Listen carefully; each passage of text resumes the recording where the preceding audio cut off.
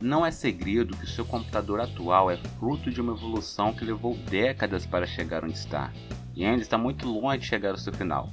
Se pensarmos que cerca de 10 anos atrás os processadores ainda nem conheciam os núcleos múltiplos, imaginar as máquinas que inauguraram a informática é uma tarefa ainda mais complicada. Você sabia que no início da década de 1950 já existiam computadores?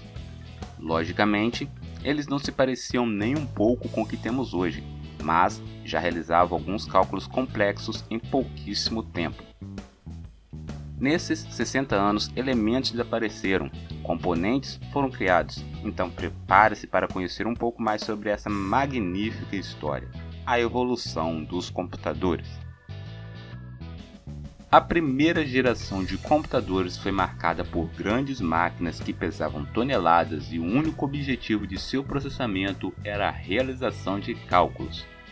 Vamos começar com o Harvard Mark I, um computador eletromecânico que foi concebido em 1930 por Grace Hopper e Howard Aiken e construído em 1944 pela Universidade de Harvard em parceria com a IBM. O Mark I tinha cerca de 17 metros de comprimento, 2,5 metros de altura e pesava cerca de 5 toneladas, e foi a primeira e maior calculadora digital automática de larga escala desenvolvida nos Estados Unidos. O Mark I trabalhava com 23 números decimais e realizava as 4 operações aritméticas. Dispunha ainda de subrotinas integradas que calculavam funções logarítmicas e trigonométricas. Era um calculador lento, demorando de 3 a 5 segundos para efetuar uma multiplicação, mas era totalmente automático e podia realizar cálculos extensos sem intervenção humana. Ainda na primeira geração de computadores temos o ENIAC, Electronic Numerical Integrator and Computer, ou em português, Computador Integrador Numérico Eletrônico, criado em fevereiro de 1946 pelos cientistas norte-americanos John Lefferts e John Mauchly, da Electronic Control Company. Totalmente diferente do Mark I, que era eletromecânico, o ENIAC foi o primeiro computador digital eletrônico de grande escala. Começou a ser desenvolvido em 1943 durante a Segunda Guerra Mundial para computar trajetórias táticas que exigissem conhecimento substancial em matemática, mas só se tornou operacional após o final da guerra. Sua capacidade de processamento era de fazer 5.000 operações de edição por segundo, tinha 17.468 válvulas, ocupava uma área de 180 metros quadrados e consumia 200.000 watts de energia e pesava cerca de 30 toneladas. Na época, seu custo foi mais ou menos de $500 mil, o equivale a aproximadamente 6 milhões de dólares nos dias de hoje. Com o ENIAC, complexos cálculos de balísticas passaram a realizar-se em alucinantes 30 segundos, quando com as calculadoras manuais que até aí se usavam, levavam 12 horas para se obter o mesmo resultado. Segunda geração, o começo da evolução. O IBM 7094 marca o começo da segunda geração de computadores, que inicialmente foram desenvolvidos para serem utilizados como mecanismo de controle em usinas nucleares. Agora, a nova geração de computadores, ao invés de usar válvulas como componentes, usam um outro componente criado em 1947 pelos laboratórios Bell, os transistores. Componentes criados a partir de materiais sólidos, conhecido como silício. Exatamente o mesmo material é utilizado até hoje em placas e em outros componentes. Existia uma série de vantagens dos transistores em relação às válvulas. Para começar, as dimensões desses componentes eram bastante reduzidas, tornando os computadores da segunda geração 100 vezes menores do que os da primeira. Para se ter uma ideia, o ENIAC pesava 30 toneladas. Já o IBM 7094, seu peso não chegava nem a 1 tonelada. Ele pesava 890 kg. Além disso, os novos computadores também surgiram mais econômicos, tanto em questões de consumo de energia quanto em preços de peças. Porém, seu custo ainda era alto e podia chegar a custar até 2 milhões de dólares. Terceira geração, circuitos integrados. O emprego de materiais de silício com condutividade elétrica maior que a de um isolante, mas menor que a de um condutor, foi chamado de semicondutor. Esse novo componente garantiu aumento significativo na velocidade e na eficiência dos computadores, permitindo que mais tarefas fossem desempenhadas em períodos de tempo mais curtos. Em 1964, a IBM lança um dos primeiros computadores a utilizar circuitos integrados, o IBM System 360.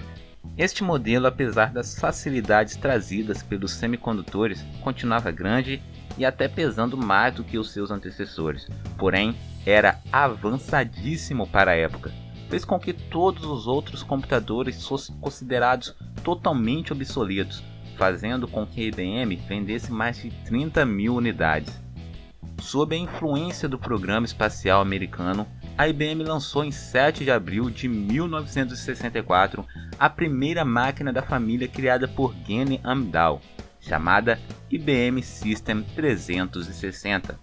Esses computadores foram projetados para finalidades comerciais e marcaram a tendência de usar circuitos integrados ou pastilhas, que ficaram conhecidas como chips.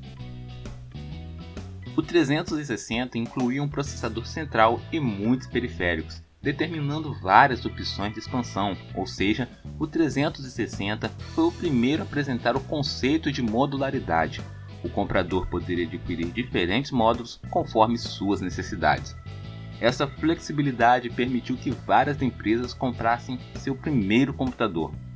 O modelo mais barato do 360 possuía 8 bits e um endereçamento de memória baseado em bytes. Seu processamento era feito por um conjunto de transistores que já caminhava para um chip. Realizava mais de 2 milhões de operações por segundo e cerca de 500 mil multiplicações. Esse fato tornou seus antecessores obsoletos. Com a terceira geração de computadores, surgiram os teclados para digitação de comandos. Monitores também permitiam a visualização de sistemas operacionais ainda muito primitivos, completamente distantes dos sistemas gráficos que conhecemos e utilizamos no dia de hoje. Quarta geração. O começo da era dos computadores pessoais. Enfim, chegamos aos computadores que grande parte dos usuários utilizam até hoje. Os computadores da quarta geração foram os primeiros a serem chamados de microcomputadores ou simplesmente micros. Esse nome se deve ao fato de eles pesarem menos de 20 kg, o que torna o seu armazenamento muito mais fácil. Os componentes que possibilitaram tamanha redução foram os microprocessadores. Os pequenos chips de controle e processamento tornou a informática muito mais acessível, além de oferecer uma enorme gama de novas opções para os usuários. Os Altair 8800 podiam ser comprados como um kit de montar, vendidos por revistas especializadas nos Estados Unidos. Foi com base nessa máquina que Bill Gates e Paul Allen criaram o BASIC e inauguraram a dinastia Microsoft. Na mesma época, os dois Steves, Jobs e Wozniak, criaram a Apple para se dedicar a projetos de computação pessoal facilitados para usuários leigos, pois até então não era qualquer pessoa que sabia usar um computador, já que tudo era feito a partir de comandos. Assim surgiu o Apple I, projeto que foi primeiramente apresentado para HP. Ele foi sucedido pelo Apple II após uma injeção de $250 mil pela Intel. Essa segunda versão dos computadores possuía uma versão modificada do sistema BASIC. O grande avanço apresentado pelo sistema era a utilização de interface gráfica para alguns softwares. Também era possível utilizar processadores de texto, planilhas eletrônicas e bancos de dados. A mesma Apple foi responsável pela inauguração dos mouses na computação pessoal, juntamente com os sistemas operacionais gráficos como o Macintosh. Pouco tempo depois, a Microsoft lançou a primeira versão do Windows, bastante parecida com o sistema da rival. Ciclos passaram a ser clocks. Até a terceira geração dos computadores, o tempo de resposta das máquinas era medido em ciclos, ou seja, media-se um número de ações em curtos períodos de tempo para que fosse possível saber qual fração de segundo era utilizada para elas. Com os microprocessadores, já não era viável medir as capacidades dessa forma. Por isso, surgiram as medidas por clocks. Esta definição calcula o número de ciclos de processamento que podem ser realizados em apenas um segundo. Por exemplo, 1 MHz significa que em apenas um segundo é possível que o chip realize 1 milhão de ciclos. Quinta geração, múltiplos núcleos. Ainda estamos em transição de uma fase em que os processadores tentavam alcançar clocks cada vez mais altos para uma fase em que o que importa mesmo é como esses clocks podem ser melhor aproveitados.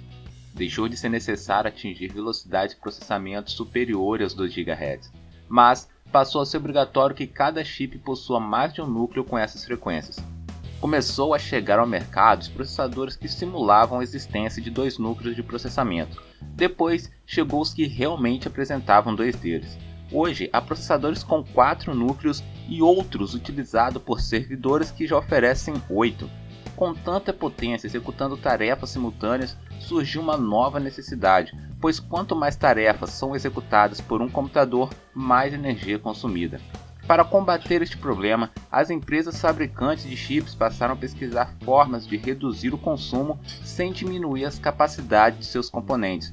Foi então que nasceu o conceito de processamento verde. Processadores Intel Core Xande Bridge eram fabricados com a microarquitetura reduzida, fazendo com que os clocks sejam mais curtos e menos energia elétrica seja gasta.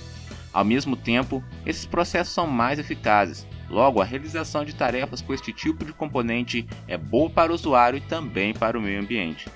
Vale dizer que isso também se aplica a Ivy Bridge, Skylake e todas as outras famílias. Outro elemento envolvido nessas conceituações é o processo de montagem. As fabricantes buscam incessantemente formas de reduzir o impacto ambiental de suas indústrias.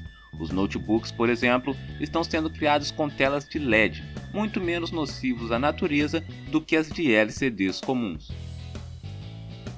Como seria a 6ª geração de computadores? Há quem diga que a 6ª geração de computadores se dará por meio da inteligência artificial. Outros discordam, dizendo que robôs não fazem parte dessa denominação. E há quem diga que computadores de 6ª geração seriam os computadores que utilizam supercondutores como matéria-prima para seus processadores.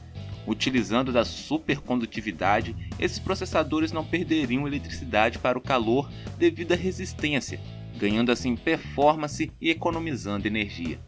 Estima-se que o ganho de performance seria de aproximadamente 30 vezes a performance de um processador da mesma frequência que utilize metais comuns. Porém, atualmente, nenhum material trabalha em condições ambientes comuns como supercondutor, impossibilitando seu uso comercial. O fato é que não podemos negar que o homem vem incessantemente trabalhando para cada vez mais melhorar suas máquinas.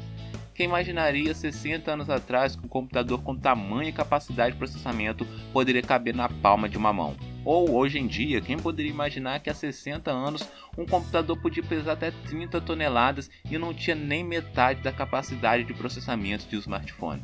E você, como acha que serão as próximas gerações de computadores? Meu nome é Manuel e você acabou de assistir a mais um vídeo do canal PCMark. Espero que tenha gostado. Se gostou, deixe seu like, compartilhe com seus amigos e comente como você acha que serão as próximas gerações de computadores. Eu fico por aqui e te vejo no próximo vídeo. Até mais, tchau!